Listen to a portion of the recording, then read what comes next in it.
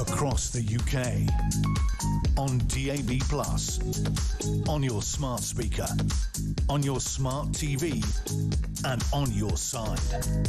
This is Talk.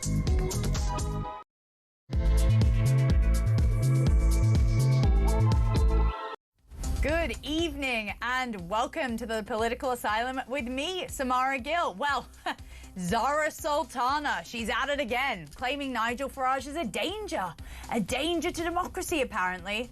No, Zara, he's a danger to your cosy echo chamber because people like Farage, and even across the pond, like Charlie Kirk, rest in peace, they represent something the left really can't stand. It's ordinary people waking up and refusing to be told what to think. This is what terrifies them. Not violence, not extremism. It's free speech. The wrong opinion said out loud. Sultana and her mates want to debate right-fenced ideology. And apparently what you say, what you might call up and say tonight, is some sort of threat. It's some sort of threat to the rest of us. It's ridiculous.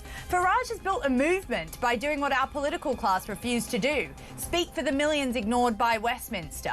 And Charlie Kirk was doing the same thing in America, telling students unapologetically what patriotism is. It wasn't hate speech, but these people want you to believe that it is. The real danger doesn't seem to be Nigel Farage. This is that new generation of MPs who think that disagreement equals a hate crime. They think that freedom should come with terms and it should come with conditions. Here's the truth. If someone like Zara Sultana feels unsafe because Nigel Farage or Charlie Kirk speak out, that says more about her fragility than her influence. Let's have a listen to what Zara Sultana said about Nigel Farage just today. I do think he has all the features of a fascist politician, and I think it's important that we stop a fascist reform government. Fascist? When someone attacks trade union rights, when they are not supportive of minority communities, where they are trying to get us out of the ECHR so they can get away with anything and there is no state accountability, we can see what's happening across Europe, and that is a descent into fascism. You're comparing Nigel Farage with Franco, with Mussolini, arguably with Adolf Hitler. Really? I have legitimate concerns about what a Nigel Farage government would do to trade unionists, to working class communities, to minority communities, to LGBT people. And what I've seen in government is Nigel Farage and his colleagues, like I said, vote against trade union rights, vote against anything that would actually help our working class communities. So yes, he's a danger. Tell you who a danger really is. It's her co-conspirator who's in a panto. He's going to be starring in a panto as the Wizard of Oslington. That's who's a real danger. This is the tolerant left. I mean, he's starring in an X-rated panto. I don't have any time for a woman who also can't even get her own house in order with a website that she set up that then failed, and she collected all the money. We don't know where that is. I mean, I'll have to look into it, but this woman is someone who hasn't professionalized her own party, and saying that Farage is comparable to Hitler is just ridiculous. Her party is the one that hates the Jews and that has caused them so much misery over these years by perpetuating anti-Semitism. I've got no time for this woman. She needs to get out of politics right now because she is actually encouraging a level of violence, in my opinion, that we haven't seen before. This is reminding me of the Charlie Kirk-style rhetoric. Oh, I don't agree with that person. That person's a fascist. That person's a racist. No. Okay, we're not going to stand up for this anymore. This man is just someone who really does just care about the country, it seems. I don't see any policy within Reform UK. And of course, I am a journalist. If there is one, then I will call it out. But it doesn't seem like there's any policy that is a sort of fascistic regime policy. It's ridiculous. Well, joining with me in the studio today, get your words out, Samara, is Pete Barnes. Pete Barnes is a political strategist former Tory. We'll get into that we'll get later. into that one. What do you make of this? Okay, so everybody knows I don't really like reform. I'm not a big fan of Nigel Farage. This is arguably one of the dumbest and most dangerous things you can ever do in terms of what Zara Sultana has said. There is nothing more dangerous than an idiot with a microphone. And also, give them a platform on politics and power. It's absolutely terrifying to me because she wants to talk about safety of the LGBT community, the people she's hanging around with. Well, you know, when people like me tend up being hung by cranes, so it's not a particularly good time. Or we fall off buildings quite a lot. It's absolutely ridiculous. But the thing that annoys me the most is that there are legitimate criticisms you can make of reform. This isn't one of them. You know, it irritates me because I think what we need to do is elevate the debate, elevate how we talk about politics. This is childlike. It's not even student union. It's below that. It's absolutely ridiculous. But it doesn't surprise me because it's all she can do. She's no skill, she's no talent, you know, there's nothing behind her. She gets voted in basically because of where her constituency is. She's young. And I hate to break it to you, that doesn't qualify you to hold office, and it's got to stop. She's meddling in things I don't think she really understands. There is a real growing problem of sectarian politics in our country. That is very dangerous for everybody, and she is cheering it on, either intentionally or, you know, she's just a useful idiot. But you are right, she needs to get out of politics right now, and I think she also needs to profoundly apologise for those comments, because, again, I'm not a Nigel fan, but that overcrossed the line by a very long way. Well, you're so right. It is these parties that have kind of cropped up because the Labour Party has kind of become so fractured that are the real danger. And this type of language does come from someone who's completely backed into a corner and has nothing else to say, because you couldn't really pinpoint, in my opinion, a policy that is so right-wing of reforms. In fact, a lot of their policies are kind of lefty. If you really think about it. That's why I don't like them. But no, you're perfectly right here. It's quite interesting she talks about fascism. But one of the elements of fascism and totalitarian governments is othering. So what you do is you find a group of people and you other them, you make them something else. You degrade them and you dehumanize them. It is exactly what she's doing to people who disagree with her. She's turning people who have legitimate centre conservative views and she's making them out to be the most extreme thing ever, because that means you don't have to listen to them. They're bad people. And when they're bad people, you can justify anything to them. And that is how Charlie Kirk died.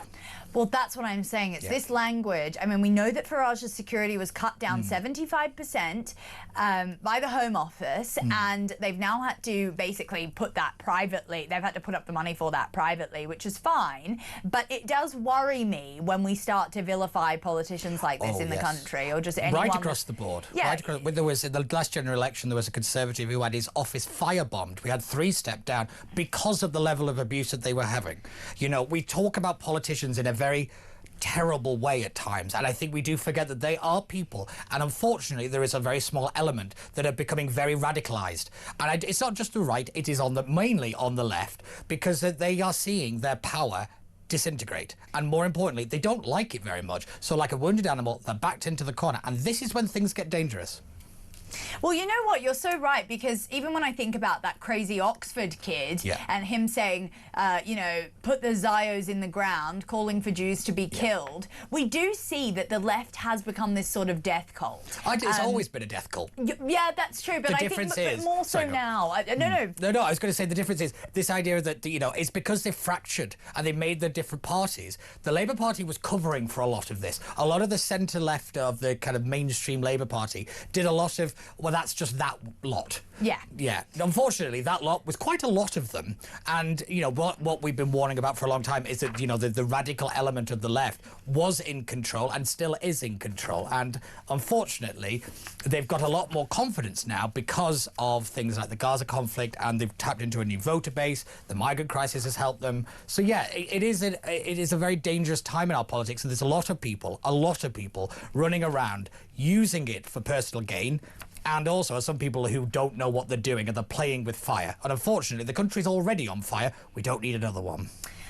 Well, 0344 499 1000 is the number. Get your calls in because I can see my phone box filling up. People are pretty enraged about this, and rightly so. I do think it is ridiculous. And you're right when you say these pro-Gaza MPs that crop up, people that are just not representing Britain's viewpoints or values in any type of way. I mean, I was astounded. This is what I originally kind of wanted to open the show with, and then I saw Sultana's comments and I was like, no, we got to do that.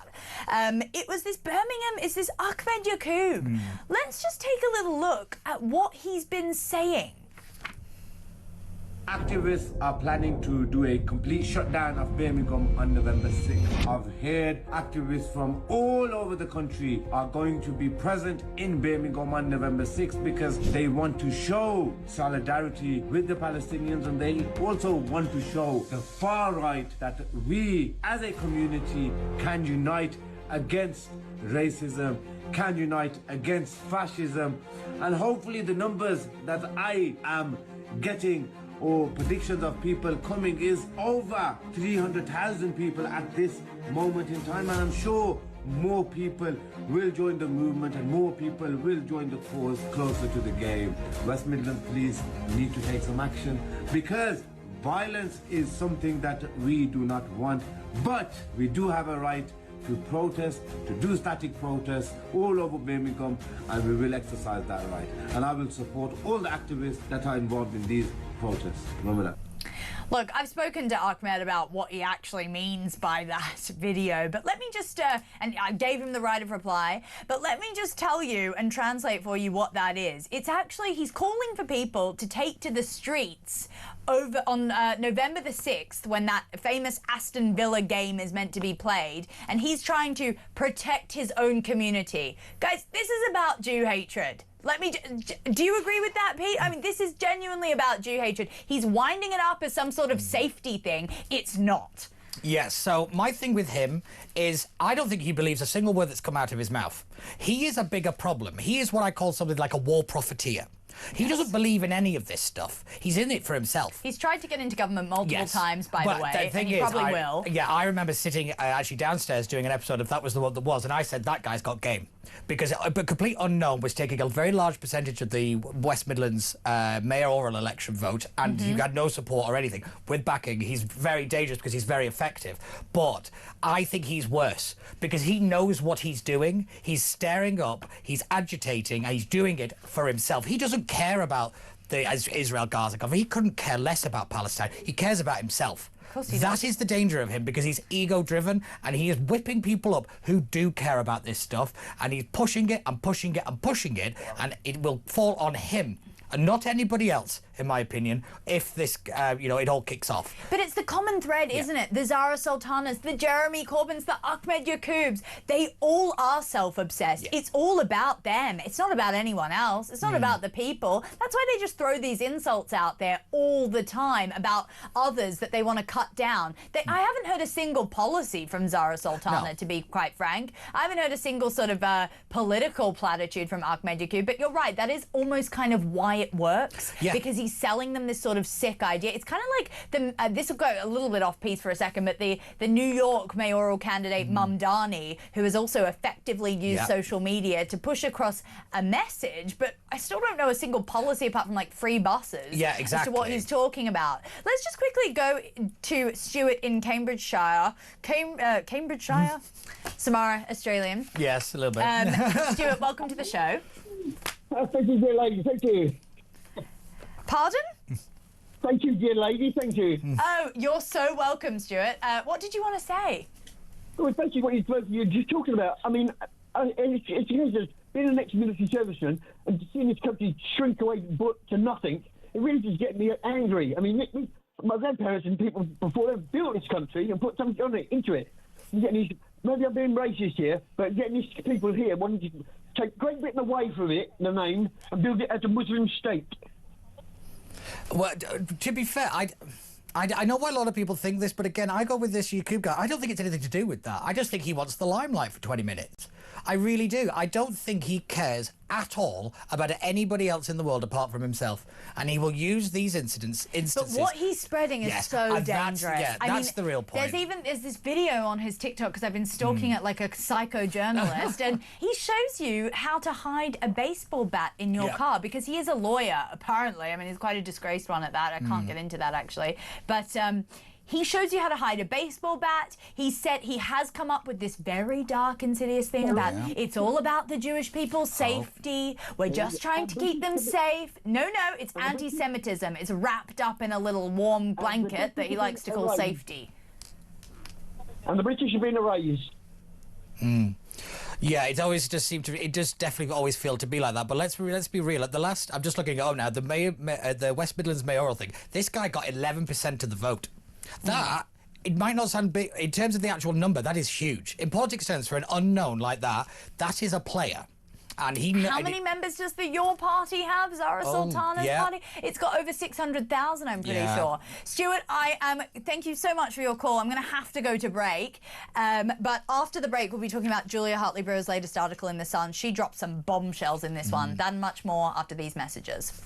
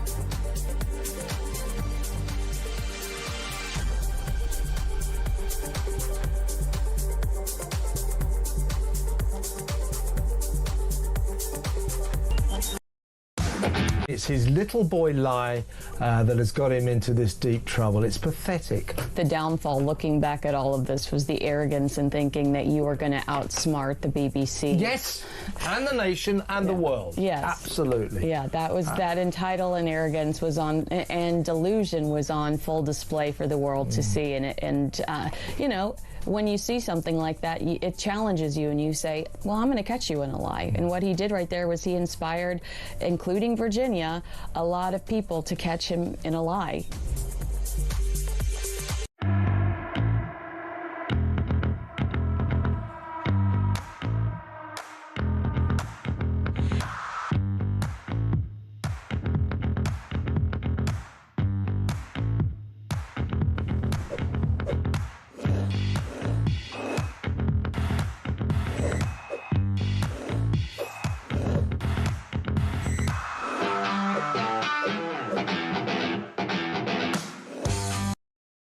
across the UK. On DAB+, on your smart speaker, on your smart TV, and on your side. This is Talk.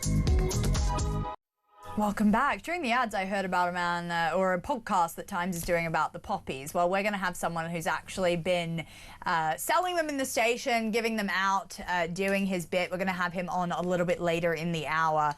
So definitely stay tuned for that, because they've been getting abuse. Oh, yeah, which yeah. actually shows just how broken down our society has become. If they're even abusing people who are just trying to remember the dead, lest we forget. It's also a charity that raises, what is it, 50 million quid this year for people. It's not just a remembrance thing. It is an active charity that does incredible work. And I think people forget that bit. No, it's far right and it's fascist. Oh, yeah. Pete. I've been called that so many times in the last, 10 years of my life. It doesn't affect me anymore, which is part of the problem, I suppose. Let me show you this. For those Do you have to? For those who are listening, I'm holding up Glamour magazine, and this appears to have, some dolls on the cover. There you go. Some dolls. No. So, do you see women here? No. You don't see women? Oh, no. Wow, he hasn't been indoctrinated. No. There are 9 men on the cover of the Women of the Year Glamour magazine. Are you joking? I thought we were over this. Oh, I hate to break it to you. Woke is not dead. Woke will not go away. Unfortunately, it is here to stay. But what is interesting is the ferociousness of this stuff now. You know, we're starting to see it. This is why they're on the cover. We'll see it even more, I think, over the next year. Probably because they realise that people don't care anymore. People are over it in terms of the general public, but the institutions that are so wrapped up in this stuff are desperate to keep it there. There are so many women that could have been on the cover. That's what upsets me. Yeah. That's what really upsets me. Why are we platforming men? Yeah. And I hate the term dolls, because actually that is what they are. Can we talk about the inherent misogyny of the trans movement? Yeah. I mean, that Dylan Mulvaney guy, my first day as a woman, I cried a lot. My God, that is the most sexist thing. Yes. It reduced... What really annoys me is that all this came after the Me Too movement, where it was all about women's empowerment and, all this kind of stuff, and then we reverted right back to women are just objects and we've got to look pretty. I mean, That's it is what I ridiculous. have to say about the Glamour magazine cover. I don't want any of that. Yeah. Honestly, I'm so done. Yeah. I'm so done with the misogyny. I am so over it. I thought we were over this. We're not. Stop putting men in women's positions. I have not seen the shoe on the other foot. No. I have no issue with the transgender movement, but stop shoving it down our throats like this. Yeah. I'm done. I just genuinely, I think about all the women that could have been on the front cover. Sharon Davies, Alex Phillips, Julia Hartley-Brewer, J.K. Rowling. Yeah, one victim of the grooming gangs. One victim of the grooming gangs who has come out. Yeah. Come on, United Kingdom, get it together. This isn't good enough. Yeah, but you have to remember that Glamour magazine and these people have been in bed with the woke agenda for a very long time, and they don't see it, and they know they've played a role in a lot of the problems that have been a consequence of identity politics, like the grooming gang scandal. They played an active role in putting these kind of ideas in our society and holding people up that if you dare disagree with them, you're a terrible person. That is the most insidious bit, is that if you dare disagree, you're out. And it's cancel culture on speed. And it's also, as you said, massive misogyny. That's what I see. And I see it dressed up in a very nice little corporate package and basically sold back to us. Yeah. It's become very profitable to be part of the trans movement. And that's what upsets me the most, because, it's just sickening. I always go back to the Marilyn Monroe quote. If you have to tell people you're a woman, then you aren't one. Yeah. Speaking of influential women, Julia Hartley-Brewer, she wrote a fantastic article in The Sun today. The title, How Many More Crimes by Migrants Will It Take Before Starmer Does Whatever Is Necessary to End This Horror Show? I think this week has really been one of the worst weeks. It feels like every second I open my news app, I just see another story. I mean, even just today, facing jail, Afghan asylum seeker who raped a vulnerable teen, 17, in a horror play park. I was reading this today on the tube, and I was getting goosebumps because it was so horrendous. She had anxiety, so she used to go out for walks at night, and she used to put her earpods in. Now I'm looking like a bit of a geriatric, but she was listening to music, and he came and sat next to her on a park bench. She was an Afghan asylum seeker. He asked her if she had a boyfriend. She said she didn't. He then said, "I'm your boyfriend now." He then took her, led her down into a tunnel, assaulted her, then brought her into some bushes, assaulted her again, and the court has heard that, you know, there was a big size difference between them. She kept saying no, and he just didn't respond. So I mean, I don't exactly know how much we can get into this, but it's stories like that, day after day. And what Julia really says within this article is that, yes, we do have our own wrong-uns as a country, but we don't need to import this. Yes. I actually agreed with Layla Cunningham. She was on a show and she was talking about this. Somebody brought this, well, you know, most rapes are done by people from the country. Well, we don't have to bring more in. Yeah. I'd love how people think that that is some kind of gotcha. As if to say, well, you know, well, the more are here. It was like, well, I don't have to have the extra bit.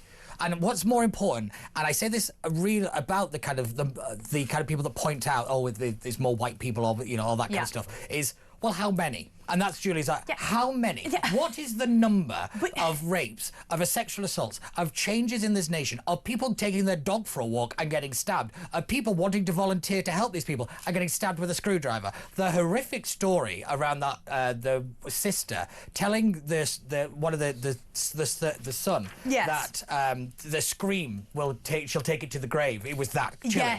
That was one of the most disturbing interviews I've ever heard. And I tell you now, that should just be put and played on repeat in front of Downing Street until they get it into their heads that this is the effect that they're having. It is not about race or religion or anything. It is about safety. This has made the country less safe.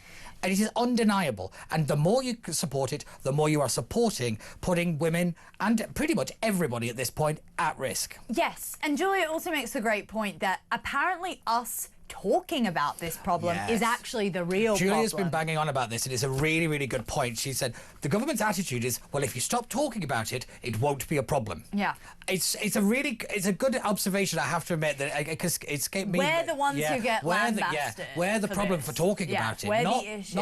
Not you know, the things that are happening. No, it is ridiculous. It is very much sit down and shut up. Yeah. And just to give you a little overview of what she's compiled here. I mean, just this week we had the conviction of for the murder of a Sudanese migrant who stabbed to death an asylum hotel worker, Rhiannon White. Say her name, because that has not received as much coverage as it should.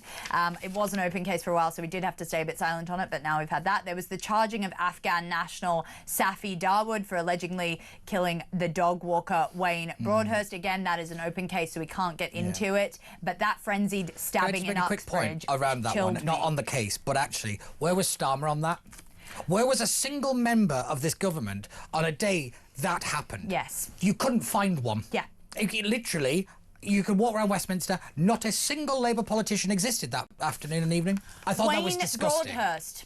Have you mentioned him, Keir Starmer? No. Again, yet another issue that you stay silent on while you fly off to another country to defend their borders while not caring about ours. Thank you very much. You're right. The silence is deafening. Yes, it really is. Yeah, it is. Because they know then. They know what the country feels. They know that they're getting this wrong. They know that people are angry and they're scared to face us. And I think that is a very dangerous position for the public, because the crackdown will be twice as hard if something does kick off. And my big fear is the government reacts in a very totalitarian way, like it normally does, but in a kind of enforced. Well, we know what he feels about people who protest migration. We know what Starmer's said. It's on the record, and maybe he's changed his stance a little bit publicly, but those comments are still very much out there. And having spent time in Uxbridge, I know that that's not exactly Keir's favourite community. It's probably not people who'd be voting for him in the next election. So the silence, as I said. We are holding you to account, Starmer. Seems like no one else is.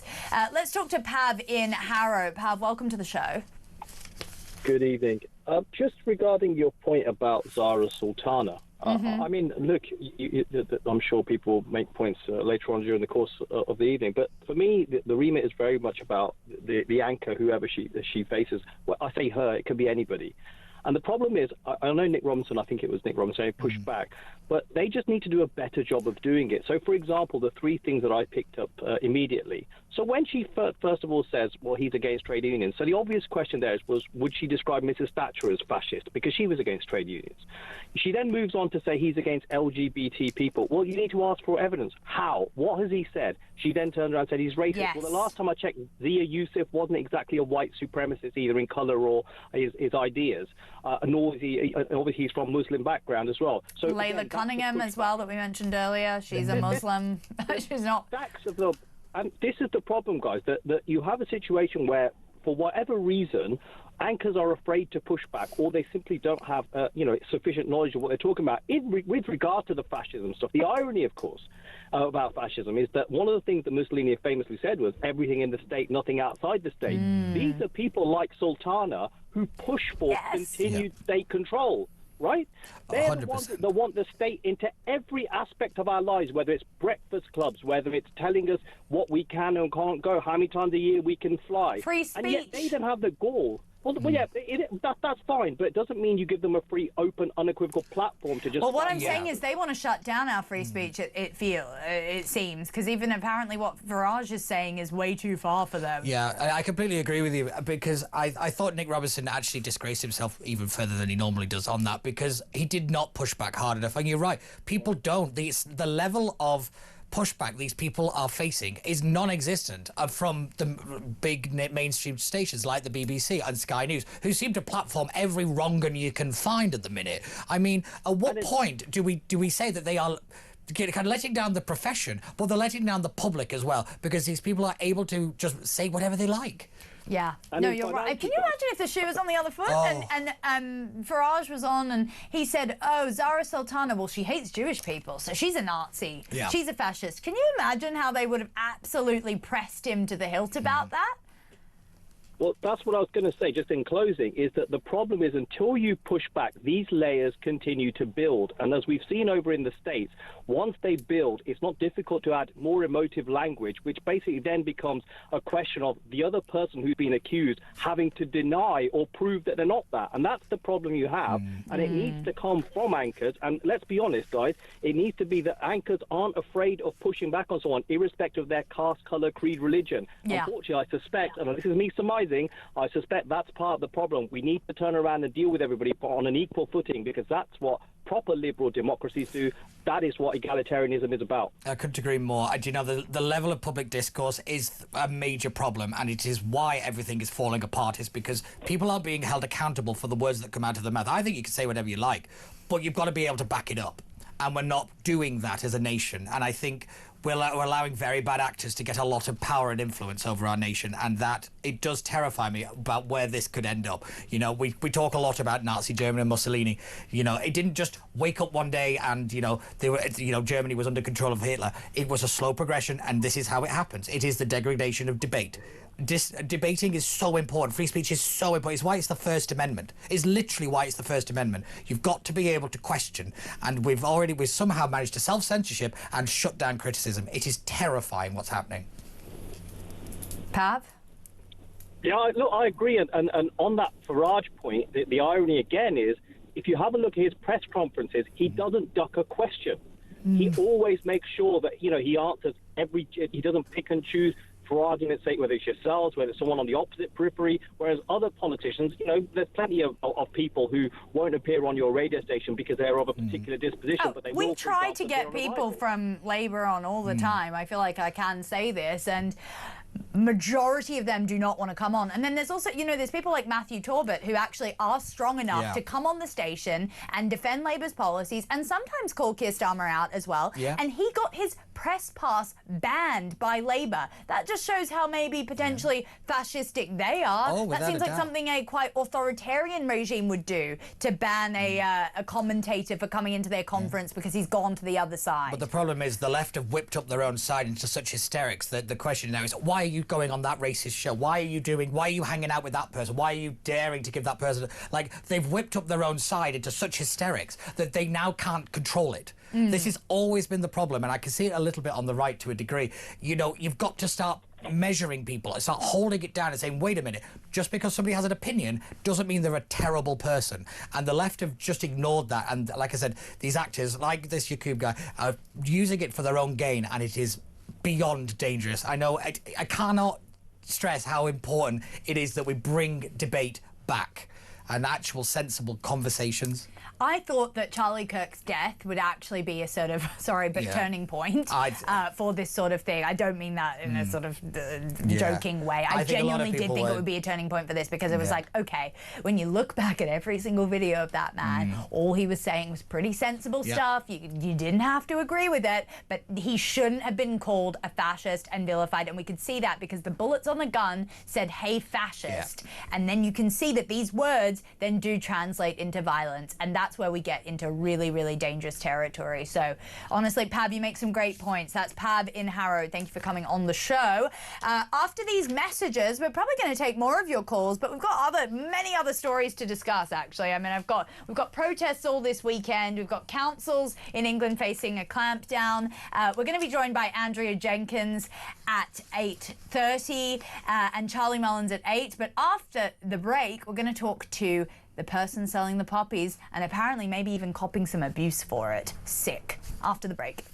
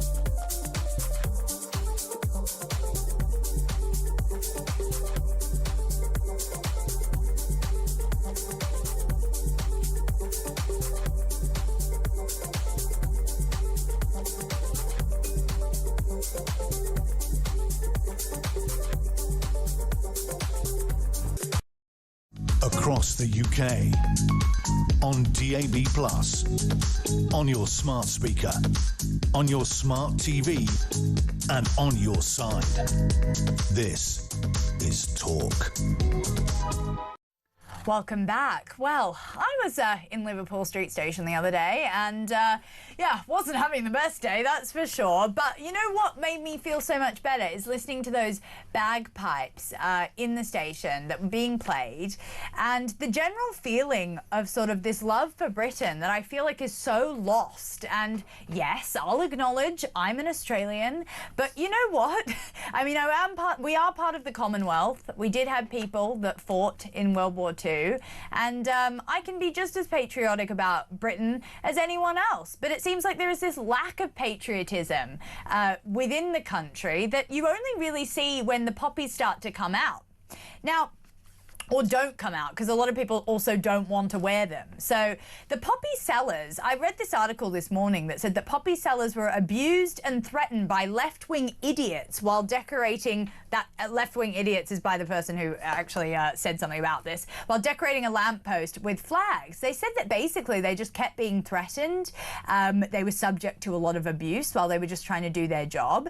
Eyewitnesses said that the volunteers faced threats and foul language, and they were aggressive individuals. I mean, come on, what you're doing is not controversial in the slightest. I'm joined by Lucas Turner. He's a volunteer at the Royal British Legion, among many other things. I know that you do. I know you're into politics, you're into many other... But when I saw you handing out those poppies, I was like, they don't make people like that anymore. Well, that's something that's kind of you to say.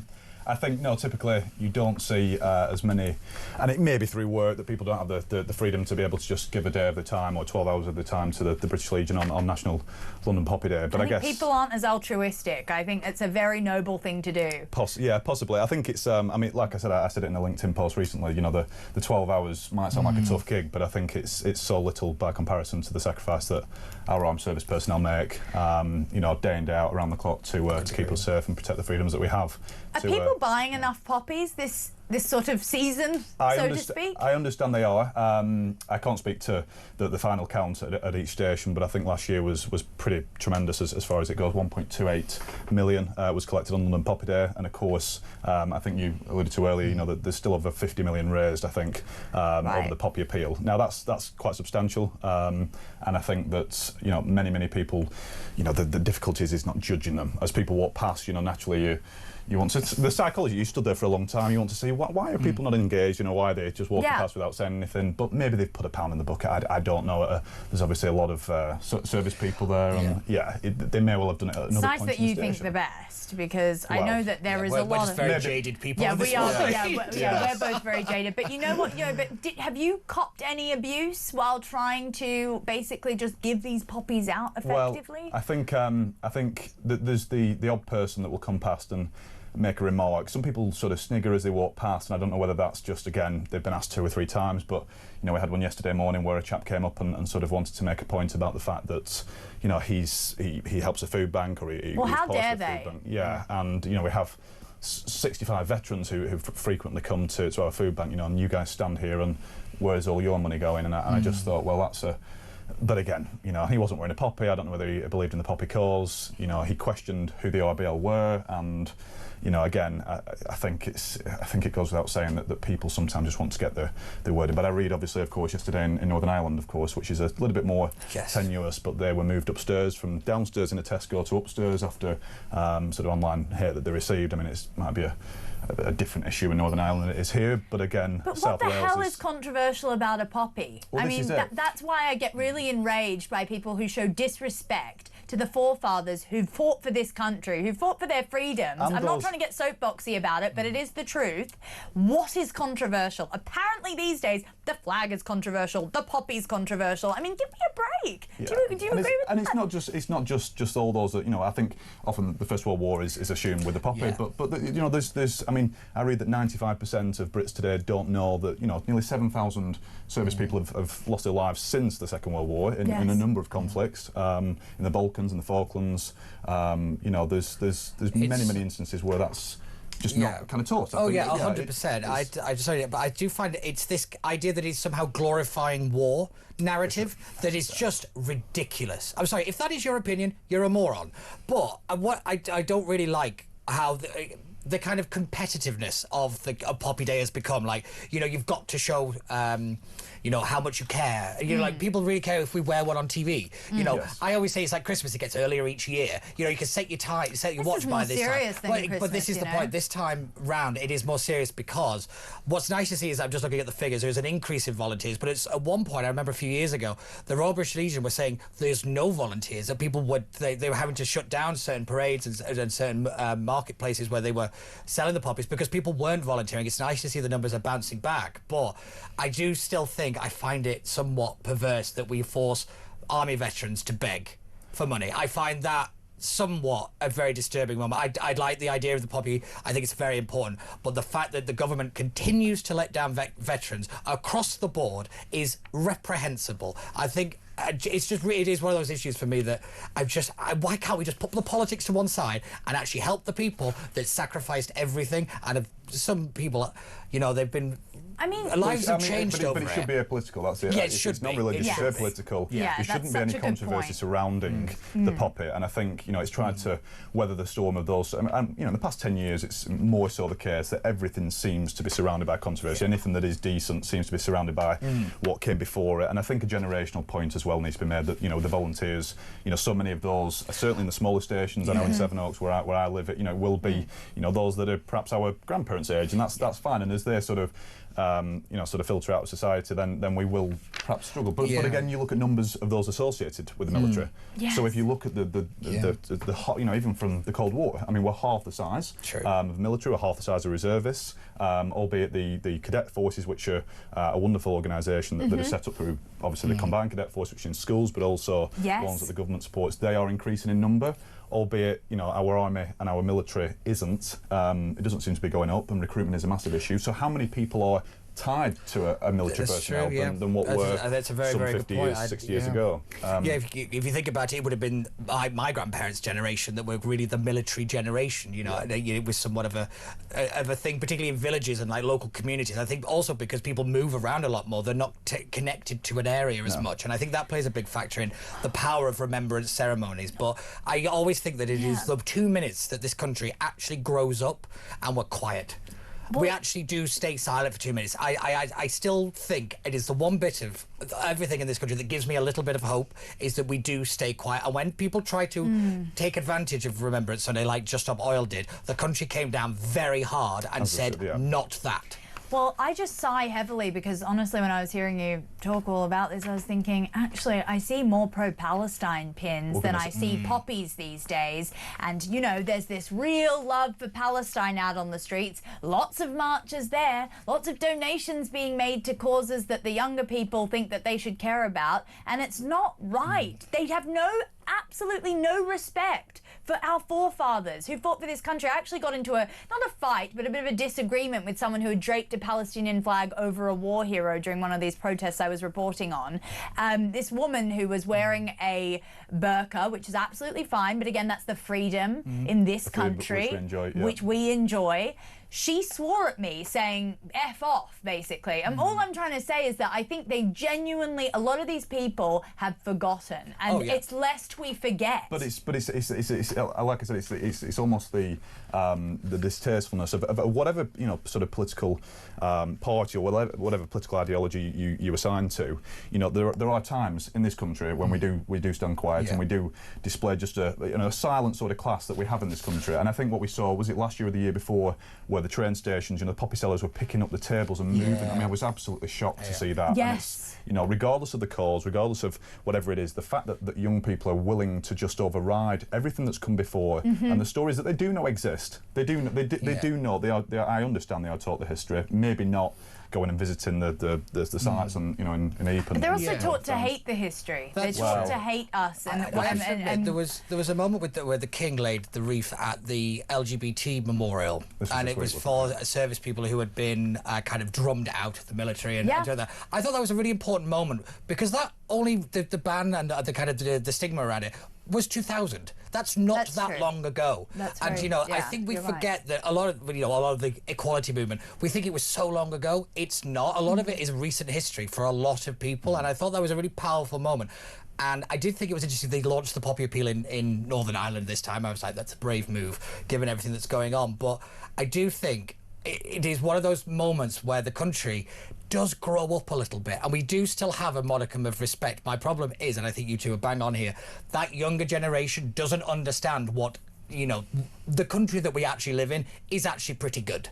You know, you get to do whatever you want. There's a lot of countries around the world right now that can't do it. To be able to spout those opinions is because of Britain being such a free democracy and a free country. Because we fought for that in the war. And that's the key word, fought for it. Yeah, we did. We fight for it. You know, it's not just something that's given to you. Ronald Reagan said this, freedom is every generation's responsibility because it could disappear. You know, it's in the blood. And that's the point. The reason it's a poppy, because it's the only flower that grew on the fields after the First World War, is because of its resilience. There's a reason it's picked. It's a very powerful image. And it is forgotten, it's disregarded, and it's disrespected by far too many. And that's really got to change. And I think the Royal British Legion are very important. And if only they knew, you know, of course, that's how many peacekeeping missions, how many sort of you know, covert missions that were involved in countries where there is civil unrest, that our service people go out, are on the ground, albeit sometimes covertly, but sometimes in common wars. You know, it's very, very easy to chant about the most current topic of you know, Palestine, but what's happening in Yemen? You know, we have had to play a part in there, in Libya, in Syria. You know, we fought against. Outside of war zones, for example, our army goes in and builds wells. It does things for communities around the world. We train other people how to look after themselves, how to build a community. And yet, you know, these idiots, and they are morons. I try not to be that disrespectful, but they are morons. I do try, Samara, but it is just infuriating because it is the sacrifice. The ultimate sacrifice is what it's called, and it is so disrespected. And, you know, what do you think about abuse on these poppy sellers? Because some of them, fortunately, Lucas hasn't really experienced it, but he seems like a very tolerant guy. I'm going to keep you until after the break, but we need to go to a break now, so stay tuned and we'll be back.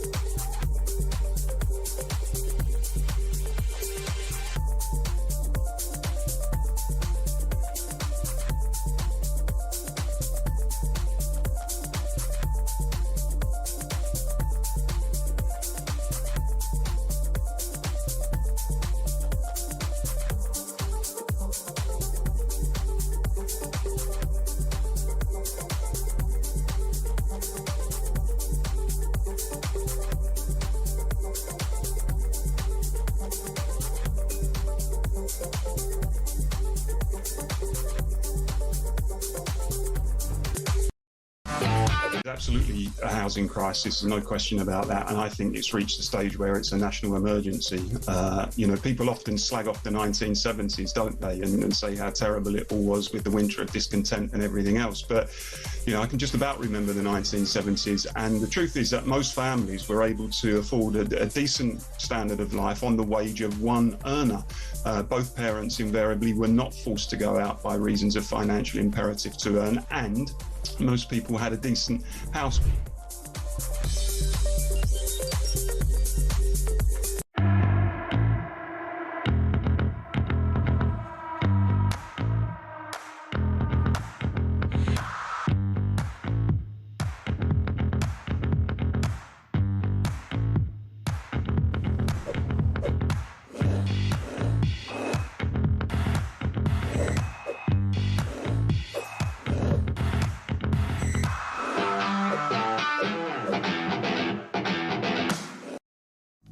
across the UK.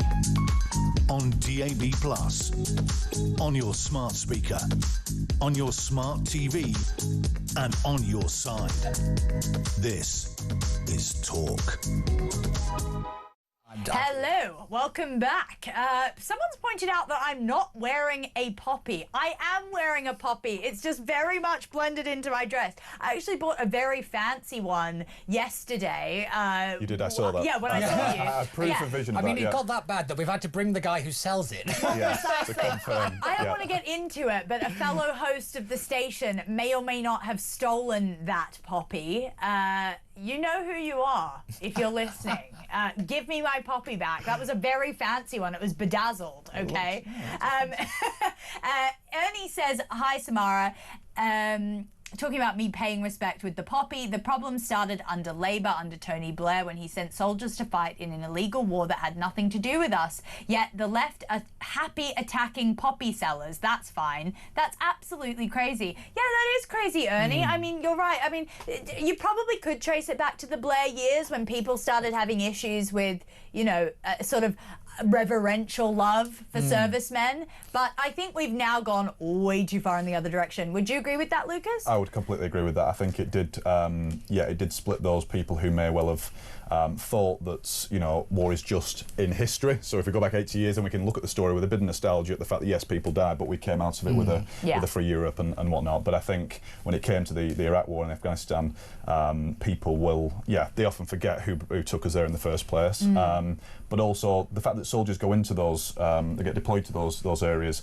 I mean, they're not following politics. They're following, you know, the right of the country to be free. And I think, you know, and I lost at school, you know, one of the lads who went on to be a Royal Marine who was killed in Afghanistan in 2011, and his carriage passed, you know, back through the schoolyard as it went down the road. And again, you realise that these people, you know, as young as they were not, you know, they're not voting left or right. It's not the point. The point is that they're part of the British military and they're doing what they're sort of ordered to do. And I think that's where the frustration comes from with it's young men at the centre of this, and I think we shouldn't get lost in all the politics surrounding it these days. So I totally agree with you. The poppy should be apolitical. We shouldn't have to have fights about whether or not to wear them. Just one last question, Lucas. Have you noticed numbers dropping? Are there less people buying them? I couldn't be sure. I think there was, it felt this year like that was possibly the case, but again, it may differ per station. Last year I was at Monument, so again a lot of city traffic. And again, the City of London, you know, a lot of the businesses in the city have the Armed Forces Covenant. A lot of them are reservists. Yes. You know, so that there would generally be better traffic. I'm just thinking as well, you'd have the problem of people working from home. So But I do think as well we need to reinvigorate the poppy, and I'm here to lead the charge. And how do you do that without putting it down people's throats? That's the difficulty. Lucas Turner, I'm sure we'll see a lot more of you on this station. You speak a lot of sense. Thank you so much for coming in and telling us a lot more about that. Go and buy a poppy, maybe from Lucas. He'll be in Sevenoaks this weekend. 0344 499 1000 is the number. Charlie Mullins after these messages.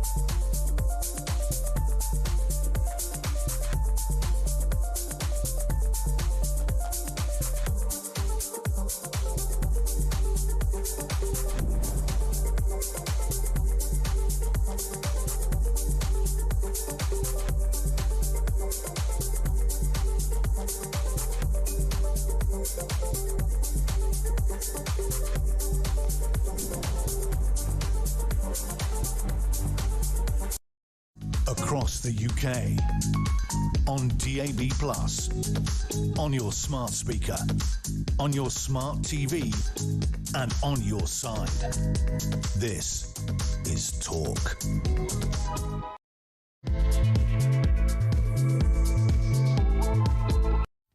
Welcome back. Well, it is the final hour of the Political Asylum, but don't you worry, we've also got What Just Happened, the spooky special after this at 9 p.m. with Kinsey Schofield in studio. It is a very, very special episode. You'll want to see it. We are all dressed as absolutely crazy people. You'll want to stay tuned. Go on YouTube to see Ash. And try not to be traumatized. That's what I'll say. Also, Kevin, he's not even really dressed up. He's just actually as he should have always been. I'll keep that all a secret, though. Wait until 9 for that. Now, speaking of veterans, Dame Andrea Jenkins, who'll be coming on the show at 8:30, she's actually trying to build a veterans village in her town. She is the mayor of Greater Lincolnshire, and she really, really does care about her veterans. She's one of the few people I can see that does, and she cares really passionately about those veterans. I mean, would you think a veterans village is probably a good way to get veterans off the streets? I'm getting a lot of messages in about these poppies, people saying that. I mean, I do think it is. The reason I get really passionate about poppies is because it shows that when we don't respect the poppy, then what even is this country? Yeah, the one thing, that's the basics. Oh, I mean, it is the basics. The one thing I will say for Andrea and what she's doing is at least she's coming to the table with something. Whilst I get annoyed at the left for disrespecting the poppy, I don't like it when the right uses veterans to say, what about the homeless people? And then they don't do anything about it. They don't tell me what they're going to do to fix the problem. Yeah. One thing I respect Andrea for is she's trying to do something. She is. You know, she's in a powerful position, and she's putting her money where her mouth is, and that is what we need. You know, it is all great to get very angry, but you've got to turn that anger into action, and this is the bit where we're not quite doing it, and across quite a few issues. But I do think, for me, veterans is a big one. I've got family in the military, and, you know, the disrespect successive governments have shown to soldiers across the board is just abhorrent. That's not even the Northern Ireland situation, but I tell you now, the amount of homeless veterans, there shouldn't be a single homeless veteran. We showed in COVID we can house people. We showed we could do it. Yeah.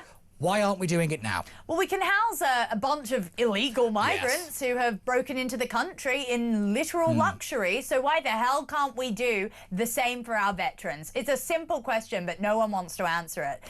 Look, speaking of absolutely ludicrous lefties, that's a long list. Well, there's quite a few people that want to be, you know, working a 4-day work week. Maybe just take Friday off. Maybe just don't even think about Monday. Oh, we could do that. Well, we could do that. I wish I could do that. I think a lot of people have had enough with the fact that this country is getting nowhere because we've got zero productivity. Now, someone who knows a lot about this is Charlie Mullins. He is the founder of Pimlico Plumbers and an all-round legend. Charlie, welcome to the show. Yeah, hi there, Samara. Hi. I mean, what do you make of this? You've worked yourself from the ground up to be extremely successful. I don't think you took a Friday off, probably for many, many decades. What do you think when one of your workers, or anyone for that matter, turns around and says, oh, I think I'd like a 4-day work week. That'd be nice. Yeah. Okay, well, look, if they want a 4-day work week or a part-time job, then that's what they need to sign up with. But if you work for us at WeFix, then it's a full-time job, 5 days a week.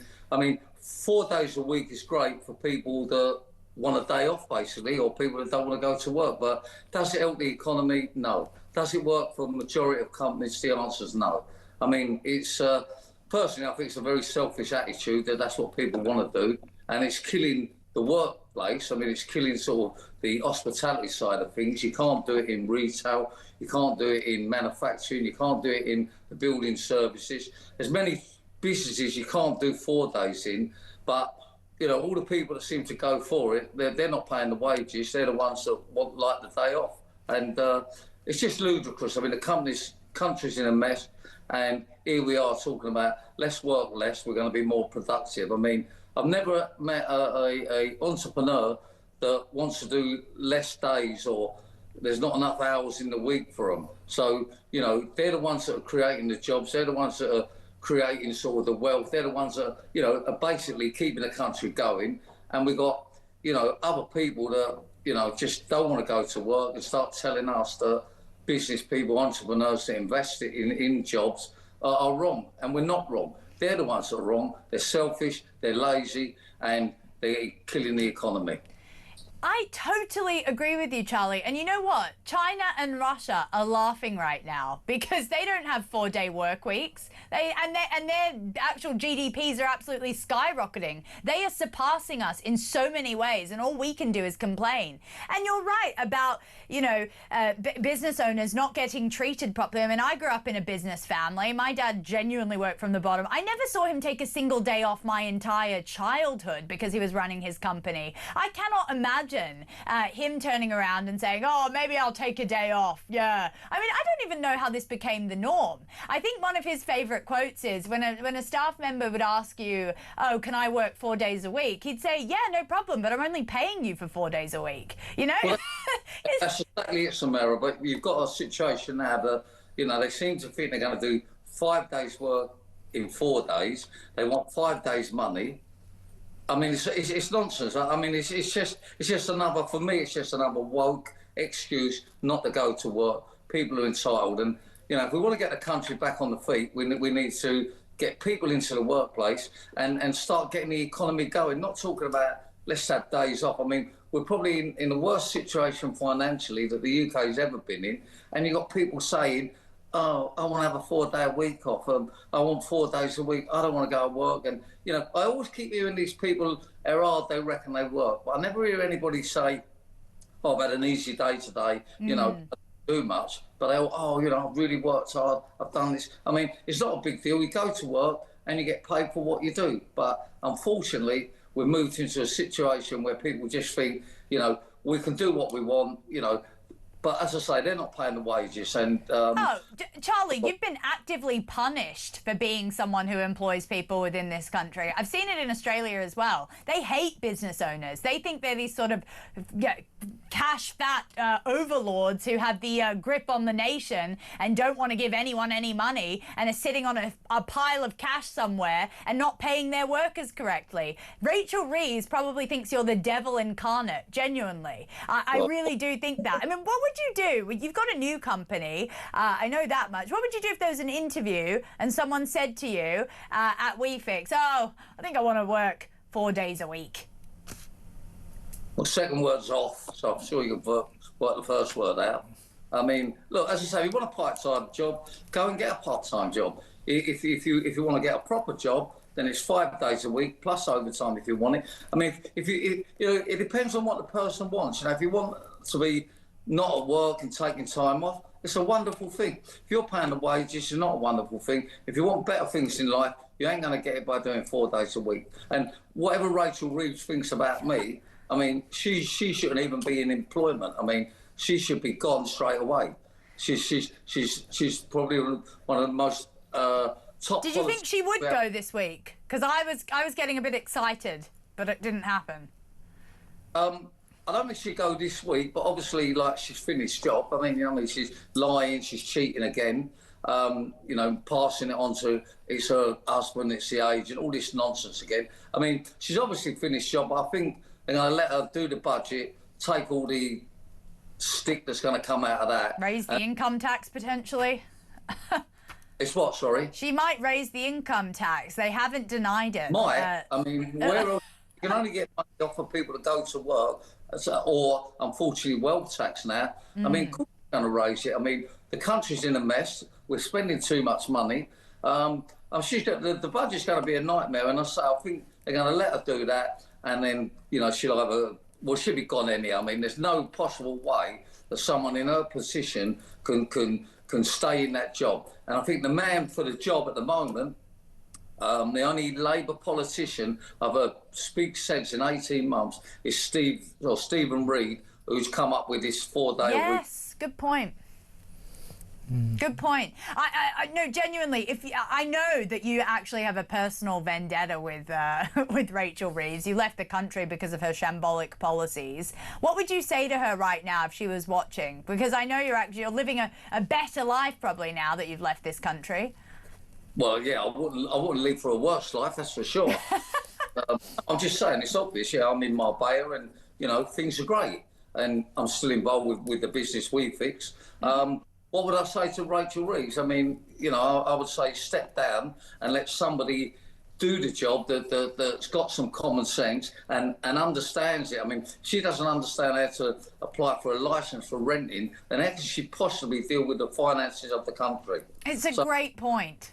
It's a great point. And you make a good point also about there being a male replacement for the job, because not to say anything bad about women, but I do think she was completely overly promoted as this sort of DEI hire for a chancellor. I mean, she lied on her CV. We know that much. She lied within the book that she wrote. A lot of that was lifted from Wikipedia. She is woefully unprepared and untalented for the job of chancellor. And the issue is, the economy is the thing that's at stake, which is running this whole country, and we can see that it's not working properly because, yes, she is a liar, Charlie. You're right. And Pete, I can see you scribbling away on your notepad there. There seems to be a lot of notes that you've got. Pete Barnes is in the studio as well, Charlie. I'm going to bring him in now. I mean, Pete, what are those scribbles? Hi, Charlie. Can I just say thank you for everything that you do, because you've just mentioned some of the key words.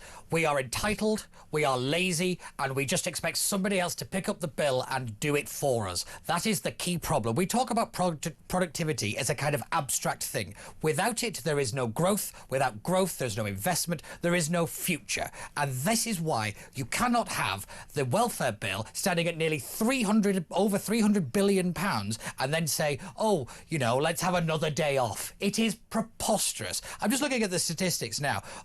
Productivity-wise, we are 20% less than America. We fall 10 to 15% shy of France and Germany. Between 2011 and 2019, our productivity stood at 0.5% consistent. That is unacceptable, and you wonder why there's no money, why people like Charlie have to leave the country, because they have been squeezed and squeezed and squeezed, vilified, demonised. And this is why.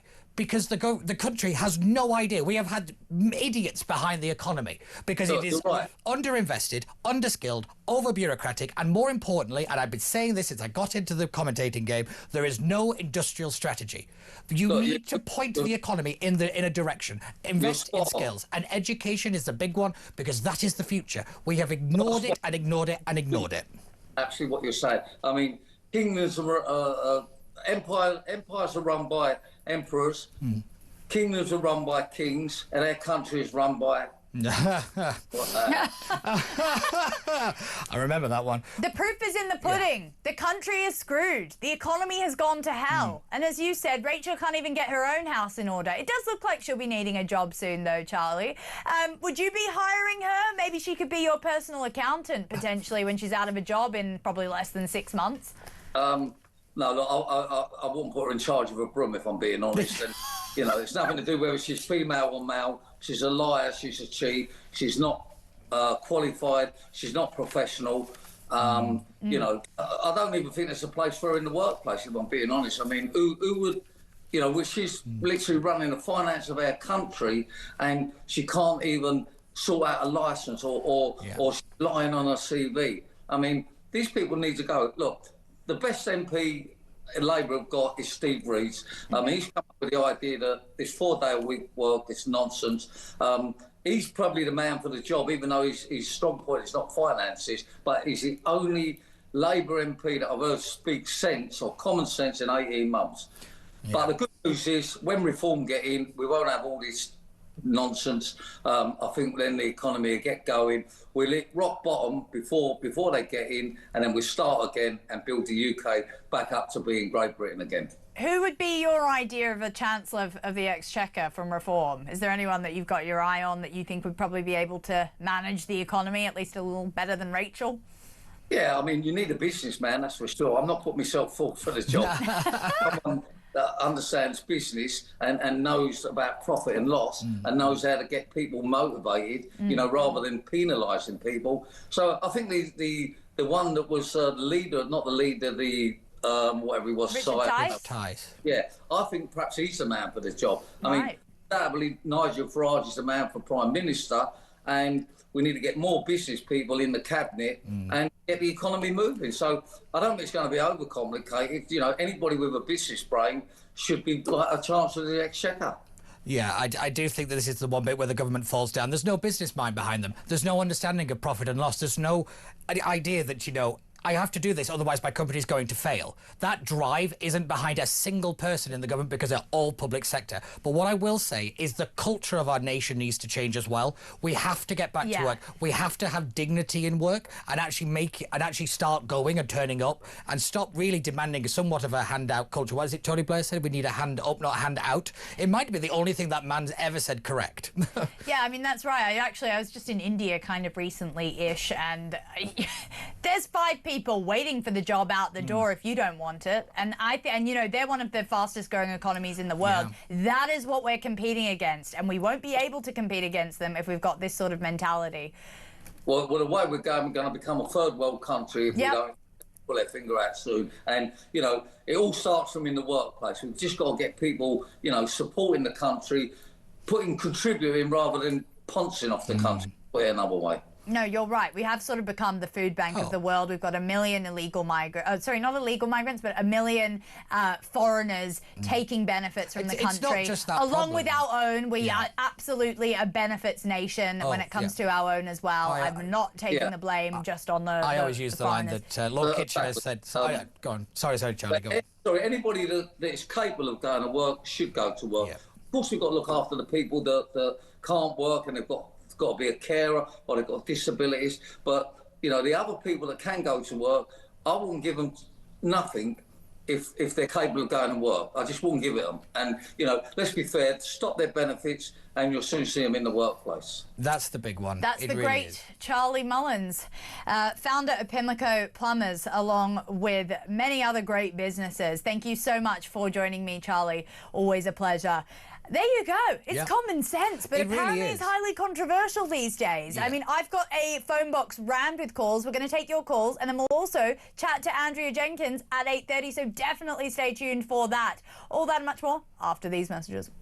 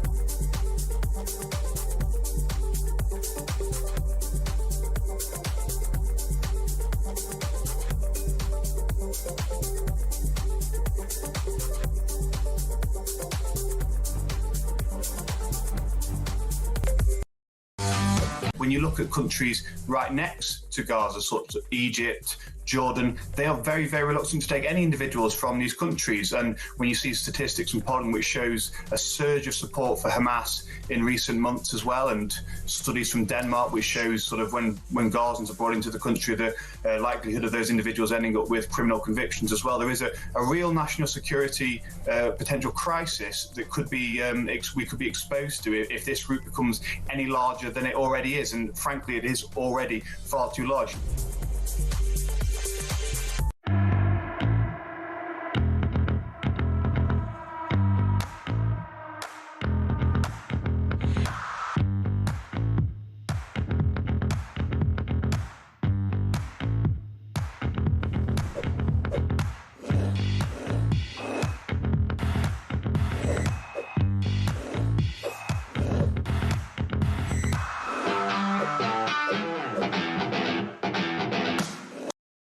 Across the UK, on DAB+, on your smart speaker, on your smart TV, and on your side.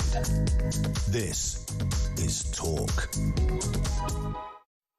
send me a FaceTime. Just on the phone with Andrea Jenkins. I'm on air right now, Andrea. I will send you that FaceTime that you're requesting. Thank you very much. Okay, I'll see you soon.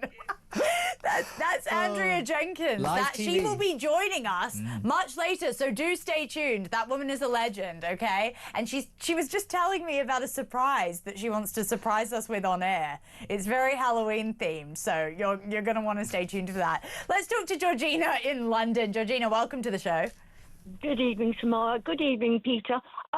Listen, Samara, I want to have a little bit of a rant about Keir Starmer and Rachel Reeves, if you don't mind. Am I allowed to do that? It's what we do for a living, so... Yes, go on. Fantastic. Well, firstly, might I say that if Keir Starmer gives you his full confidence, then that in itself is the kiss of death to your political career. It's quite evident to the whole of our United Kingdom that corruption runs deep within the present Labour government, and the rot has permeated to the very highest ranks.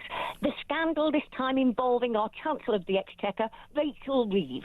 We've had to endure scandal after scandal whilst they bring down the full force of the law on any British citizen who dares to push boundaries on the most minor of misdemeanours, incarcerating people for years for ridiculous Facebook posts, whilst they themselves close ranks, cover up, and continue to lie. Well, we, the British public, have had enough of their gaslighting and their lies, whilst they perceive themselves to be paragons of virtue, when in reality they are the very opposite. When you cannot put your faith or your trust in the elected government to preserve all you hold dear, your country, your economy, and most importantly, the safety of the British people, then it is crystal clear that the Labour government has failed in the very first and most important rule of government, which is to uphold the safety of the country and its people. What will make it? What will it take for the people of our great nation to finally stand up and say enough? We will take no more of your deceit, your lies, and your blatant corruption. Even a worm turns Samara if pushed, and we have been pushed to the very limit.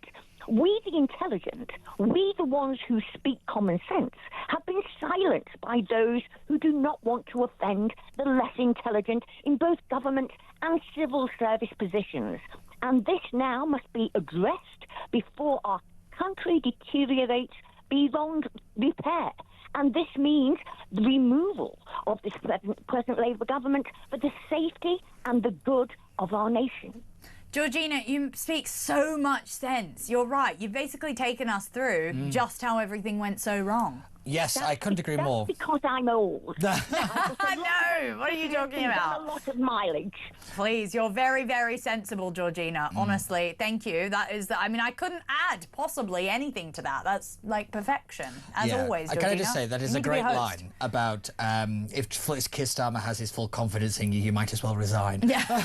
I mean... Always, any time this man goes, I have my full confidence in Angela Rayner. I have my full confidence in, oh God, there's been a whole list. Name one. But it is an old trope in politics that if somebody has full confidence in you, start polishing up the CV, because it does mean that you're more than likely going to get fired. But I cannot believe, and I said this actually a very long time ago over COVID, when Keir Starmer got on the moral high horse, I was like, this is a dangerous place for you to wander, because given the people that you are likely going to form a government with, incompetence is one thing, corruption is another one. Yeah. And for the guy who got up in front of, I think he was at BAE or something, and said it won't happen on his watch, I think it's been worse than any government I've lived through. I'm not, surprising to many, I'm not as old as you think I am, but the level of just incompetence that is being blamed on, admin or this, that, or the other, is just staggering to me. The admin error excuse has never done more heavy lifting than what we're witnessing right now. I mean, it's ridiculous. Well, thank you, Georgina, for that call. Let's go over to Karen in Bournemouth. Karen, welcome to the show. Hi, Samara. Hi, Peter. How you doing? Good, thank you. How yourself? I'm great, thank you. Oh, good. Just got. How are you? That's what's more important. Yeah, I'm good, thanks. Just a slightly different way of looking at it. I call it Dear Parliament. Your leader, Keir Starmer, is not doing well. Well, not doing well is an understatement, but yes. Protects rapists and paedophiles and puts us through hell. So much blood on your hands, what will you do? Killers and terrorists, it's all down to you.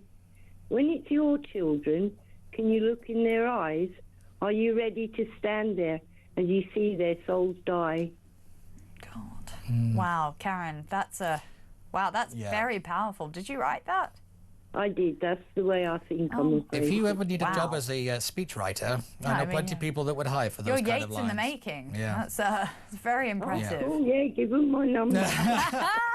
Yeah, given the state of the economy, I think every little helps, to borrow a phrase. I tell you what, the worst part about that, though, I mean, it's a beautiful poem, but the worst part about that is it sounds like something someone would have made during a Great Depression era. Well, do you know what I mean? It does actually encapsulate what a dark time we're living in as a country. It does, and I do think it kind of falls down to the fact that we just don't seem to have a way out of this, and I think that's what people don't like. Of course, people will support Nigel and reform and believe in whatever they want to. Everybody's entitled to their opinion.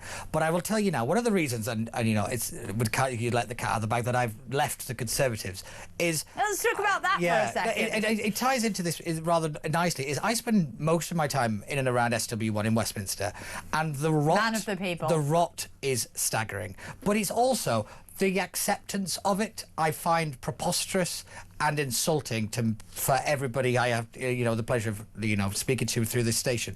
It is absolutely amazing to me. But I still believe in Parliament. And, most people get jaded over it and all the rest of it. I still believe in it. The people who, the reason you're engaging in this station, in this debate, is you care. There's so many people still care. And it's so important that you don't lose that spirit. And that's the one thing I will take away from what was a very, very lovely line. And I tell you now, it is amazing to me that I'm just looking at the latest polling figures that obviously Reform are on 27, but you got the Greens 33, on 6. I thought. Yeah, I think this is the average when you average them out, but you've got the Lib Dems on 15, the Green Party on 16%. I don't understand how people can see everything and just think that is the answer. We are so far apart as a nation, and I think a lot of it has been done deliberately, or a lot of it by accident, but I cannot get over the fact that the acceptance of decline and what used to make this nation very good is we never accepted that. And I think we have become, as Charlie was just saying, a little entitled, a little lazy, but it's got to stop. It's Karen, got to change. Has it ever been this bad? You're right, I do Pete. have some good news for you. Go on. Just a quick one. Rachel Reeves, she broke the law, and it's up to the CPS and whoever to decide. Mr. Starmer the Ethics Committee, I think, with the judiciary by saying she was totally cleared and there would be no further action. So that's him interfering with the judiciary, isn't it? Well, yeah, so technically what he was saying is that there isn't going to be an inquiry. Now there is. The people that will make the decision are actually Southwark Council, and they all came out and said they weren't going to take any further action. But that was before the opening of this investigation. So I've yet to see what they've said after, but at their beginning was that they weren't going to take any action. Now, I think that's wrong. But I think Southwark Council want nothing to do with this, if I'm being honest. I think this is shot way over their heads, if I'm being honest. Most councillors are very scary when national governments get involved. Karen, I encourage you to go out and vote. Vote for whatever party makes you feel good. Karen, thank you so much for that poem, honestly. Very, very beautifully written. Yes. Let's just quickly cross over to Richie in Liverpool. Richie, welcome to the show. Thank you so much. Richie, what did you want to say? Poppies, I've got on your note here. Yeah, I just got very annoyed. Number one, it's not called Poppy Day, it's called Remembrance. Yes. And I got very annoyed about that. I mean, I spent 22 years in the military. I didn't remember it was Remembrance, I guess. Yeah. Oh, definitely not. And one of them, well, it was actually last year, I went out and somebody actually turned around and said, can I have a picture with you, with your badges? Yeah, I live in not far from the Chelsea Hospital, where the Chelsea pensioners are, and I tell you now, you see them wandering around in their very bright red uniforms, and I tell you what, they are some of the nicest people you'll ever meet, but they are stallions of people. Like, you know, they're up there in age now, and there's not very many of them left. But you know, I do still think people very quietly have a lot of respect for people like yourself who did serve. I agree. You know, it is a very small minority, and we've got to stamp them out, in my opinion, because we cannot allow the degradation of veterans. Once that gets a root, it's very difficult to get rid of, and it's a very easy way for bad actors, yet again, to take advantage of it. And I totally agree with that. And do you know what I am? I'm just, I'm a lot lost for words because I'm absolutely fuming. I'm shaking at the moment. I don't blame you, honestly. Even when I spoke to Lucas in the station, that's when I knew I needed to get him on, because I said, oh my God, like this is kind of what's really at the heart of what's going on. When we start to neglect this sort of thing, it all falls apart, Richie. The thing is, I've lost I've lost quite a few people in conflicts. As you can imagine, from 1988 to 2010, we went through a bit of turmoil on those days, through like, Northern Ireland, liberation of Kuwait, Bosnia, Kosovo. Just keeps going on. So when someone says, "Oh, I don't want to wear a poppy," or "a poppy is a sign of the far right," what would you say to that? I can't swear. Yeah, please don't. Actually. Exactly. Yeah. No, but I total disrespect. And when I went out on VE Day in June, I wore all my medals, as you do, and I spoke to many people, my brothers and sisters, and it was just, there's so many of us now, because we're at that age. I'm 55 now, right? And we all said the same thing. Would we ever fight for this country again? And it was an absolute no. It's funny you bring up VE Day. I was sat here with Ian Collins. It was a Friday, and Kevin was away, and I've always made the point that people forget about VE Day and VJ Day and all these kind of things, and I think we keep thinking that it's a very long time ago. In the grand scheme of things, it's about 2 seconds ago, you know. And also we have been involved in so much conflict, and the country has been through a lot. And the disrespect that is driven out of ego for a lot of people. You know, they're looking to make a point. And I'm like, just go away. Because for too long, we have fussed over that minority. We've fussed it. We give them the platform. We've given them their minute. And they don't know when to get off the stage. And it is exhausting to keep fighting with them. But we've got to keep fighting. And the point you made about whether we would fight, those are the same arguments that people made about the greatest generation that fought in World War II. That was the leading narrative in many of their newspapers in the build-up to the Second World War. Yeah. Now, you know, when this nation, and Churchill has a great line, that we are lions asleep. In other words, we are still there. We're still Britain underneath it. We're still here. But we just need waking up, and then we'll roar again. But we need to wake up very quickly. We really do. And Richie, thank you for your service. That's Richie in Liverpool with some really, really powerful words. Look, let's just quickly go to Chris in Staffordshire. Chris, welcome to the show. Hi, how are you doing? Good, thanks. What did you want to say? Something about Rachel Reeves? Oh, no. Well, there's see no danger, hear no danger, and speak nothing about danger. And they're sitting on the front bench with Kia, Rachel, and Mr. Lammy there. Rachel Reeves, we all know that landlords need a licence to rent the house. She works in government, one of the highest positions in the country. How does she not know, and how has she not got a licence to rent her house out? Yeah. It's pretty two-tier, isn't it? It seems like one rule for her, another for the rest of us. That's the classic Labour government line at the moment, isn't it? It certainly is, yeah.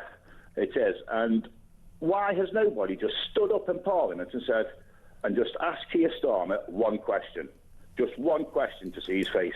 Have you ever lied, Keir? Just to see his face. Chris?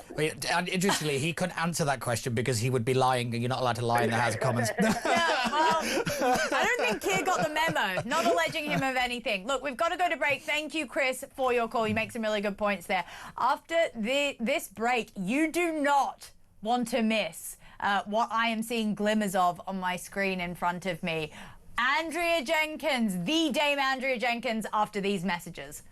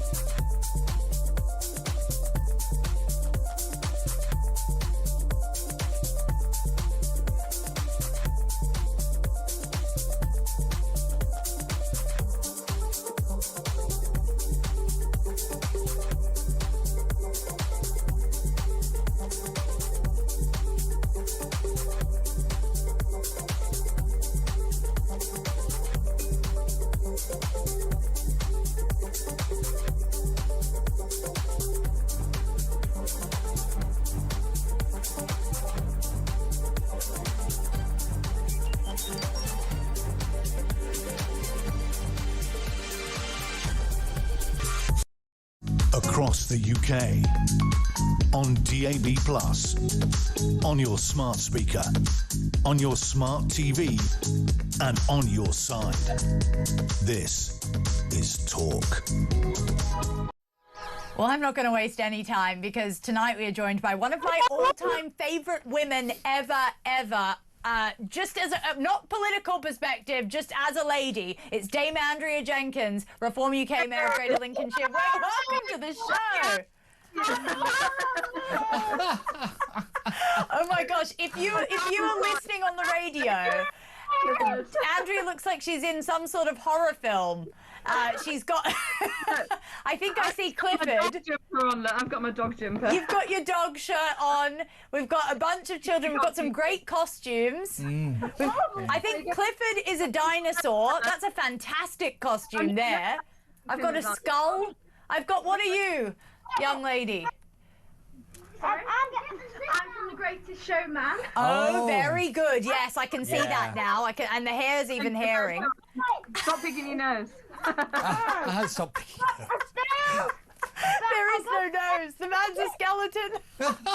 He's got a filled bucket, he said. Yeah. I love this. Oh my God, this is fantastic. Happy Halloween. Have you guys been trick-or-treating? Yes, we've been trick-or-treating. Really? You've been out in this horrible rancid rain trick-or-treating? Because when I came to work, I saw a bunch of kids that were just soaked. Absolutely. Yeah. We've been mad, and we've been to the Pink Pig Farm for a Halloween as well. Oh, wow. Is Dame Andrea the greatest mother ever? Do you know, I've been desperate to try this on. There we go. Oh, God. I love it. Andrea's just put on a skull, and she's really playing the part there. I've got a witch's hat at home, but I've blooming left it at home. Oh, damn it. You should wear that around the office. Yes, they would. Yeah, you're right. X would have loved to see you in a witch's hat, Andrea, for many reasons, I'm sure. Oh, what a treat, guys. Honestly, I hope you're enjoying your Halloween while we're here stuck at work. I guess I'm cosplaying a pumpkin right now, so that's, that's... Make sure you come, everybody, make sure you come. Your purpose is Halloween. Pumpkin's Halloween. Oh, do you know what it's been saying on the doorstep? Go on, say. Trick or treat, smile my feet. Give me something good to eat. That's cool, isn't it? Have you had many people on your doorstep? You can. Go on then, you lot. This is great. Look, honestly, one thing I admire about you, Andrea, is you always juggle the two things. I don't know how you do it so effortlessly, genuinely. I really don't. So you're doing a takeaway now, aren't you? Thank you. Pizza, of course. Oh, God. I'm going to take the dog jumper off now. I'm a bit boiling, by the way. Oh, go on. Give the people what they want, Andrea. Look, let's talk about Halloween, actually. A charity has said that people should avoid single-use Halloween plastics. Yes, the fun police have come into town. They're coming for all those children, having a good time, having a bit of fun. I know Clifford's outfit looked fantastic. What would you say to this Cornwall's Boo Plastic campaign? They said that apparently Halloween is plagued by single-use products every single year. What? I say get a life and get a sense of humour, wouldn't you? Yeah, exactly. It's ridiculous. We've been around this estate here of my friend's house, and, the welcome that the children's had. There's been spiders' webs. There's been so many carved pumpkins. It's been amazing. It's been magical for them. Well, you're right. It's this sense of community. You don't really get that anymore, especially in England at the moment. It's very much, door shut, closed society, especially since COVID. So I think it just brings such a smile to my face to see, children just enjoying going and knocking on doors. Have people been pleasant? I hope so. Well, I'm going to go Christmas caroling with them when we get near Christmas and dress as Mrs. Christmas as well. Oh, see, you must come back on then, because I definitely want to see that. Thank you, so don't worry. I mean, look, I promise you, I think people's had enough of my singing. I don't know. During the handover, when I said, "Oh, I've got Dame Andrea Jenkins on," they made me do a rendition of Insomniac, which I very happily did. I'm an insomniac. I loved it. I'm an insomniac. I just loved it. That was one of my favourite bits of the performance. 1, 2, 3. I'm an insomniac. I'm an insomniac. Staring at the ceiling. Brilliant. Did you just win an award for that? Christmas show, for charity. There you go. Oh, fantastic. Well, we'll all be there. We'll all be waiting. Did you win an award for singing that? Did you just win one? Oh, my God. Oh, did you see that? Yeah. The Spectator Awards. I didn't know I was getting anything. And... But there was someone on our table. Oh, we bet you get that one, Andrea. And it was what was it? I forgot what the name of it. I think it was for Moment of the Year or something like that. Moment of the Year. And they wanted me to sing, but I said no, I'm not going to sing. No, fair enough. Well, no, you've sung on this show. You've sung at the conference. We've all loved it. I mean, actually, Reform kind of at the Spectator Awards, which is this sort of very Westminstery awards show that happens for those listening. Reform cleaned up. I mean, Farage got Politician of the Year, I believe. Zia got Resignation of the Year, which was quite funny. Just off the the top of my head. He did actually quite a powerful speech, didn't he? Pardon? Oh, yeah. Danny Kruger got one as well. Yes, he did. Yes, he picked up Best Speech, I think it was. Yeah, it was a successful night for Reform. Do you know what was amazing? It was the Parliamentary Awards of the Year. I'm not in Parliament now, and I never got an invite the 9 years I was an MP. Oh, my God. There you go. That's the way. In local government, and you get an invite. There you go. Or do something crazy like wear a sequined outfit or something. I tell you what's really shown me the power of Reform is that the Spectator was always known as this very insider, Westminstery sort of thing. And for Reform to be making such a headway just shows the power of the movement and sort of the turquoise wave, because they've always been the ones to sort of try and dictate who's in and who's out in the political world. And I thought Zia's speech was actually quite powerful when he, I guess, ended it by saying, you know, you'll all be out, so enjoy the champagne and the wine while you can. I mean, she is cool, actually, and is an amazing speaker.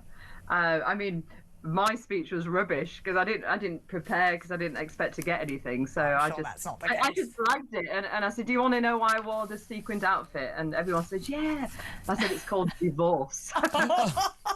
I said my ex-husband has buggered off to join the Foreign Legion, and I'm divorced from my old party. So that's what I said. Oh my, yeah, I mean, keep it real. You always do. I want to get just your quick thoughts on Julia Hartley-Brewer's article that she wrote just earlier today. It was about this, basically, obviously, this week we've had this string of asylum seekers who have been committing absolutely vile crimes on British citizens. And it seems like every time I open my phone, there's a news story about some sort of sex attack going on, some underage child being assaulted, someone get the triple stabbing that happened in Hillington just earlier this week.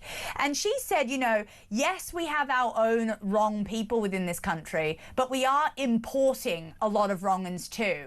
What would you say to that? Would you agree with Julia? Oh, 1,000,000%, blimey. I mean, I remember standing up in Parliament, I've probably said it on talk before, but and saying, look, we are importing criminals. Do you remember when that grandfather got murdered in the north? And the asylum seeker travelled through something like 10 safe countries to get to Britain, and he murdered a grandfather. It's abhorrent. We are importing criminals, and it's got to stop. But I don't think the Labour government will stop. Only Reform will stop it, actually. Well, you're right, and I've had way too much fun with this segment, so I've completely run out of time, so I do apologise, Andrea. But the thing is, I just had someone from the British Legion come in, and he was just talking about, I saw him at the station, he was selling poppies, and I said, come on the show and talk about what you're doing. And we had a great conversation sort of about how we are forgetting what we should be remembering, which is Remembrance Day. Obviously, you're building a veterans village, or you're trying to get that passed. How's that project going? I mean, first of all, I mean, look, I've always done poppy selling for, oh God, years now, a decade, and it's so important. So please get out there, you know, not only buy your poppies, but support and become a poppy seller as well. Yeah, mine was on my coat as I was walking around. But no, the Veteran Village is coming on really well. We've got a partner we're working with. We're not going to reveal who it is yet, but we're going to start building in 2026. So, but I want that to be the first of many. I want Lincolnshire to be the county where we support veterans more than anywhere else. And hopefully it can shine that beacon of light to start looking after our veterans more across the country. Well, as I said earlier, I don't want to see a single veteran on the street. In this country, there should not be one homeless veteran, especially when we're providing the 4-star luxury for those illegal migrants right now. It just doesn't make any sense, and it actually boils my blood, to be quite honest. Andrea, please get back to the party. I appreciate you spending a little bit of your Friday night with us. That's the legend Dame Andrea Jenkins. She's the Mayor of Greater Lincolnshire. Wow, I mean, oh my goodness. Yeah. I mean, if you could just what describe... a woman. Yes, incredible. And as I said, the one thing I admire about Dame Andrea on this issue is she put her money where her mouth is, she got into a position of authority, and she is doing something about it. You don't get to sit and complain about homeless vets and all the rest of it and not do anything. They have been ignored and criminalised and demonised by the left. We should not abuse them from the right either. And I admire Dame Andrea, and if she ever needs any help, She has my number. And I'd say these are the kind of issues where politics needs to be put aside and we actually fix something. I am exhausted of hearing all the words and nobody doing anything. That is the one thing that's got to stop. Well, I've got a lot of phone calls, so those after these messages.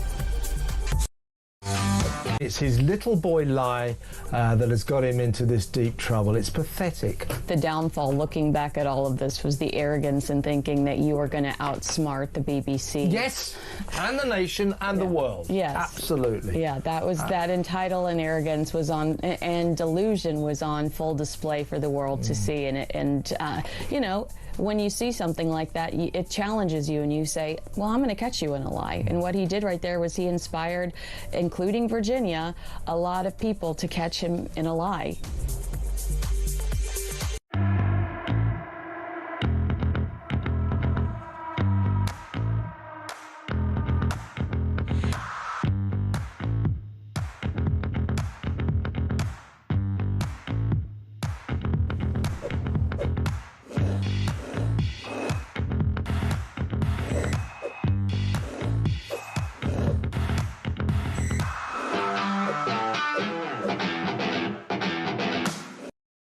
Across the UK, on DAB+, on your smart speaker, on your smart TV, and on your side. This is Talk. Welcome back. Reg says, massive crush on Dame Andrea Jenkins. Well, she's just spoken about her divorce, so maybe you've got a foot in there, Reg. Let's go over to Simon in Cornwall. Simon, welcome to the show. Oh, thank you. Lovely to hear you. I usually speak with Petri. I've spoken with her a couple of times. Oh, yes, Petri, the lovely woman. Tonight it's Andre and Ash. They'll be taking you from 10 to 1, so definitely stay tuned for that. They've got a great phone-in that they do. It's always, always entertaining. Simon, what did you want to say? I'm intrigued at the comment woke and it coming from Reform and talking about plastic. If you have a blood test and it's analysed, you'll find lots of plastic in there. That's because it's in the ocean. Okay. Yes. I love recycling and the planet. Although that's our lifeblood, why aren't we looking after it? I mean, the real people that aren't looking after it are China, I would say. I probably wouldn't put the blame on the UK at the moment. It could literally sink tomorrow. That's according to King's College, and it really wouldn't make a difference. That's the only issue. In their defence, we are sending and have sent our plastic to them, and they've been caught literally dumping it into the water. Yes. The thing is, what I would say on when it comes to this kind of issue is the people have allowed the green agenda to be co-opted to become the net zero agenda. I think everybody wants clean seas, clean water, to look after the environment and animal welfare and all this kind of stuff. That's not net zero. It's a question of need. Yes, agreed. But this has been hijacked. That has been hijacked by the net zero agenda, which isn't about conservation at all. It is about redefining energy and how we move forward as a society. That's what it's really about. And Simon, you make a very good point. I've got so many calls. I've got to move on. Let's go to Mary in Coventry. Mary, welcome to the show. Hi, thanks for taking my call. I'm very pleased. Oh, I'm very pleased to have you on. I am ringing about Zara Sultana because I'm from Coventry. I am so angry with what she said. Mm-hmm. Why exactly? It's everything. What's the matter with her? We've got no chance in Coventry. It's going downhill. I'm terrified to go out. So you're terrified to go out of your own house? Yes, I am. Thanks, Zara. Yeah. The most terrifying thing in that interview was that the thing she actually said that scared me the most is she genuinely thinks that they can replace the Labour Party and actually govern. She is that deluded. She genuinely believes it. Most people say that as a politician because you kind of have to. She genuinely believes that, and I find that disturbing. Yeah, I mean, looking at her conduct her party the way she does, I mean, lack of professionalism doesn't even begin to explain it. This woman, entire party and professionalism have never been in the same room together. But you're right, it's that lack of professionalism that's then dangerous, because she just starts flinging empty platitudes out there, but then they start to invigorate this weird base that she has. Yeah. So it's a very dangerous snowball effect that could happen. Yeah, you make a really good point, Pete. Mary, would you agree with that? Yes. We've got no chance in Coventry if she's saying that. No, Mary, you're so right. Thank you so much for coming on the show. Really appreciate that. That's Mary in Coventry. Andre Walker, massive Halloween special. You're going to want to stay tuned for that at 10 p.m. Oh my gosh, they've already changed the background. Wow. Look at this. Look at this. This is incredible. Oh my gosh. Somebody no had wonder